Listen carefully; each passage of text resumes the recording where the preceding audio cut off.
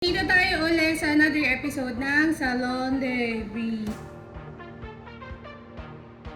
Ngayon, yung guest natin, si Ate Rizza! Nakidnap namin to sa 7-Eleven kasi bumibili kami, kung natatandaan nyo, i-insert namin yung clip dito nung bumibili kami. Ito nung isang araw, no? Bumibili kami noon, tapos siya yung cashier. Siya yung tao doon. Kaya ngayon, ayun, natuwa kami. Buti na lang pumayag siya para mag-guest dito sa ating show. Gagawin natin makeup session, quarantine edition. Kung curious kayo kung anong mga nangyayari sa empleyado, specifically sa 7-Eleven, pag-chismisan natin. So, nakapag-cleanse na si Madam Rizza. Ay, tignan nyo naman, quarantine. Para nakapag-ayit na hindi na siya nakapag-ayit. So, ang gagawin natin, i-clean muna natin yung brows niya. Hindi ka na bang mawala ng kilay? Mawala ng kilay?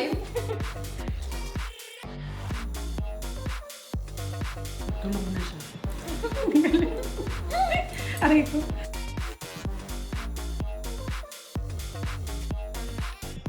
So, done na kami sa pag-groom ng kilay ni Madam Rizza. Ang next na natin gagawin ay primer. So, Madam, pag-usapan na natin. Kamusta naman kayo nung nag-lockdown? Na-lockdown din ko na gusto. Big sabihin nila kayo na Actually, oo. Nung una, nakaka-uwi kami siguro sa beses, dalawang beses. Kaya lang, kasi, mahirap dahil syempre, walkathon kami. Layo ng bahay namin. Tigil transportation talaga. Tsaka yung nahuli talaga. Yung nahuli siya. Pagka lumabas ka ng store at nabuta ka ng curfew hour, kailangan meron kang ID na maipakita, nakabaho ka. So, ilang weeks na kayo ulit doon? 2 weeks. Stay lang kami. Actually, naging bahay, namin. Saan doon na kayo naliligo? Doon na lahat, totally. Nagluluto ng food.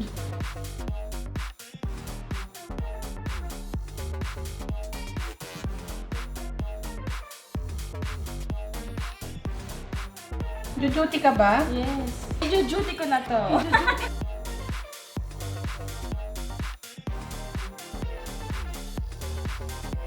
Bilang sa aming mga empleyado, ang hirap din talaga mag-adjust kasi hindi lang oras eh. Energy namin nauubo sa tindahan. Oo. Kasi Madam Rizza pala, manager dito sa branch na malapit sa amin. Yes. Kaya, di ba, ang bilis namin nakidnap. Hanggang ngayon, nagpapanik buying yung mga tao. Ang hirap lalo dito sa loob ng village. So, merong memorandum na binabati na DTI na dapat isa lang daw yung girl na bibili ni customer. Ganun din naman yung mga hand goods. So, dito ang hirap i-implement kasi kulang na lang Englishin ka ng mga customer mo, di ba? Dudugo, ilong, kaya sa halip na dumugo, sige na, kunin nyo na yan, kunin nyo na yan. Oo. Na-try nyo na ba ng inaway? Na-try ko ng na. customer? Actually, pinatawag ako ng customer na bakit nga babayaran naman daw niya. Sa isang transaction, ang customer ko na ang amount na kinukuha nila is 1,000 to 1,500.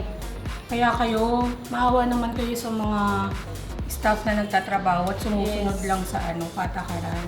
May enough ba tayong supplies? Meron naman. Hindi ko alam kung bakit sila nagpa-panic buy. Ang hirap lang doon. Sobrang dami ng mga customer na binibili nila. Yung mga dapat na stock nila, grocery, supermarket, mga convenience store, nauubos.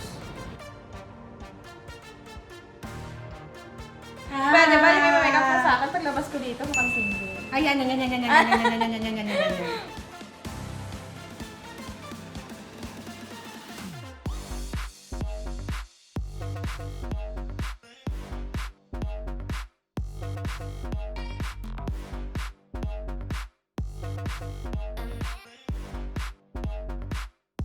Feeling fresh na. Wow!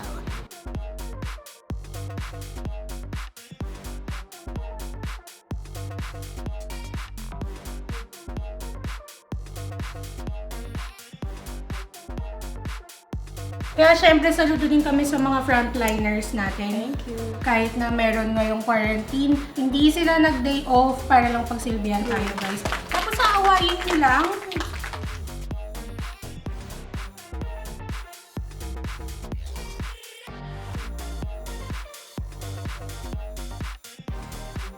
Dahil nga po, wala na tayong kaperahan. Ito na lang ang maitutulong natin. Ito na lang po yung pa-thank you ko sa mga frontliners natin. Makeover. Quarantine edition. Yo.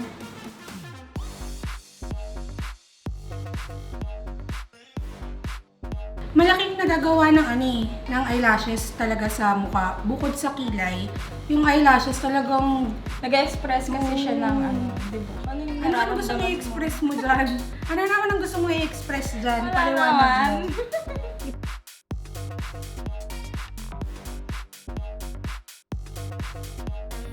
Nakakatuwa lang no, ang dami yung brush. Kasi di ba pag mga weddings, okay tayo sa weddings. Tapos sunod-sunod sila, hindi naman pwede na... Iisa lang. Oo.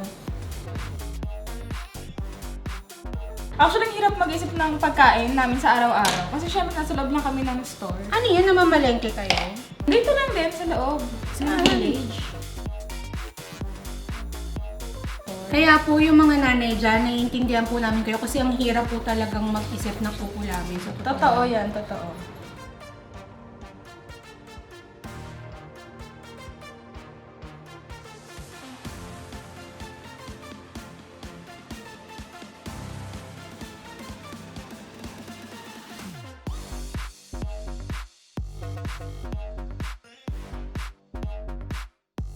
Konti na lang, matatapos na rin to.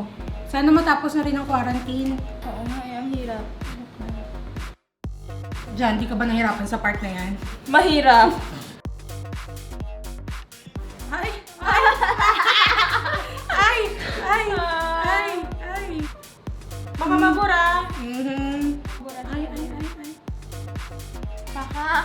Pak!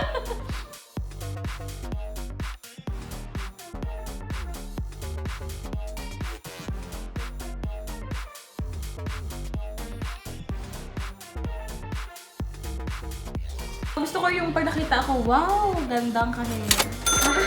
Ay! Iba ang gusto. Diba? Ang ganda nito.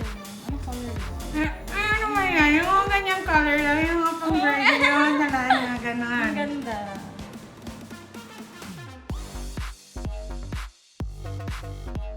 Ngayong liquor ban, inaaway din ba kayo ng mga tao doon? Oo, totoo.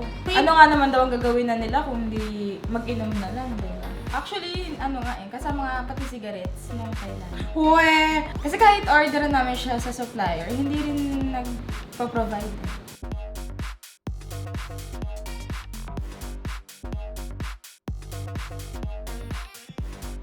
We'll be back! Welcome back guys! So nandito na nga kami, natapos na natin ang hair ni Madam Manager, Madam Rizza.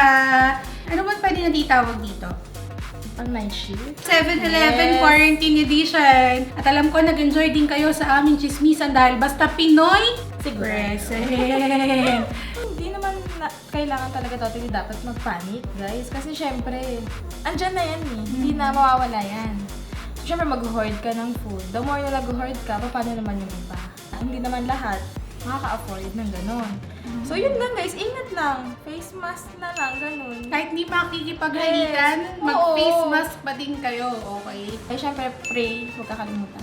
Ma'am Rizza, salamat po sa time ninyo dito. Sana nag-enjoy kayo. Yes. At itong look na to, ia-aura natin to. Nya lang pala. Ia-aura na yan mamaya sa 7-Eleven. Dadalawin natin siya mamaya kung Yes. anong eksena niya. Pupunta natin sa 7-Eleven ko. Magka-counter lang pala, no? Go, go, go!